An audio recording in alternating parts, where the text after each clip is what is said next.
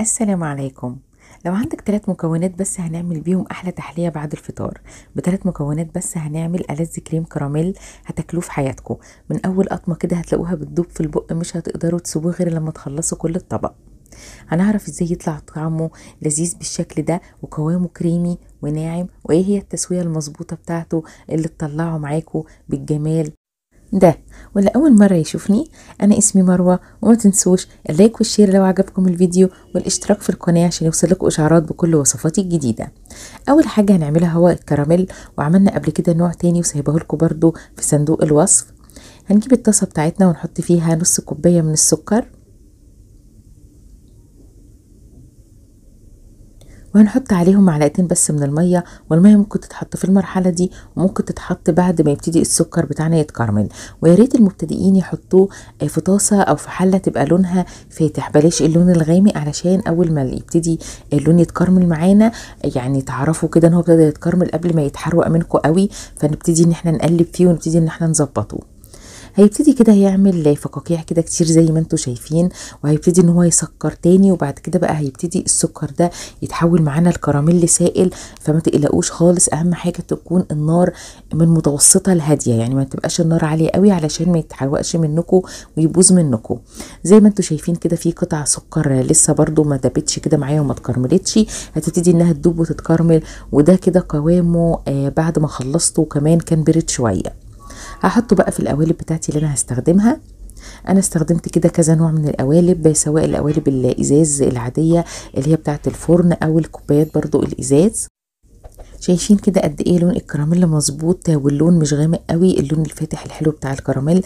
علشان كده يفضل ان المبتدئين يحطوه في حاجه فاتحه وهما بيعملوه علشان ما يبص منهم.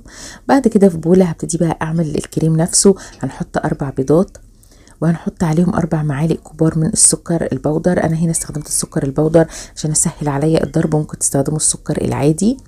وضفت عليهم معلقتين صغيرين من الفانيليا السايله، ممكن تستبدلوهم بالفانيليا البودر المتوفر عندكم. وهنضربهم بقى كويس بالمضرب اليدوي، مش محتاجين المضرب الكهرباء. المهم ان احنا نتاكد ان البيض اتخفق كويس مع السكر، والسكر ده كويس مع البيض، وان البياض والصفار كده بقوا حاجه واحده. كل ده كنت طبعا حاطه نص لتر من اللبن، يعني كوبايتين من اللبن على النار لحد درجه الغليان. واول ما وصل درجه الغليان والبيض اتخفق، هجيب اللبن وهضيفه حبه حبه على البيض بتاعي وانا بضرب، يعني مع استمرار الضرب كده هضيف اللبن بتاعي. لان طبعا لو ضفنا اللبن هو في درجه الغليان على البيض مره واحده كله كده من غير واحده واحده، هيسوي معانا البيض والوصفه كلها تبوظ مننا. فعشان كده لازم ان احنا نحطه واحده واحده مع استمرار الضرب معانا.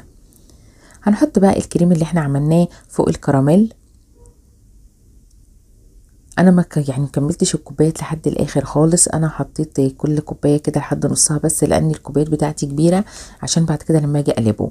وحطيت كل الطواجن والكوبايات دي في صينيه، وهحط تقريبا ربع الصينيه ميه مغليه، هي ده اللي هيسوي معانا الكراميل. وهدخله الفرن مسخن مسبقا على درجه حراره 160، وهيقعد تقريبا من ساعه الا ربع لساعه. وهغطيه بورق زبده، ممكن كمان تغطوه بورق فويل اللي يريحكم. احنا بنغطيه عشان الوش بس بتاعنا ما يحمرش ويبوظ مننا وينشف مننا، يعني كمان ويكون الكراميل من جوه ما استويش.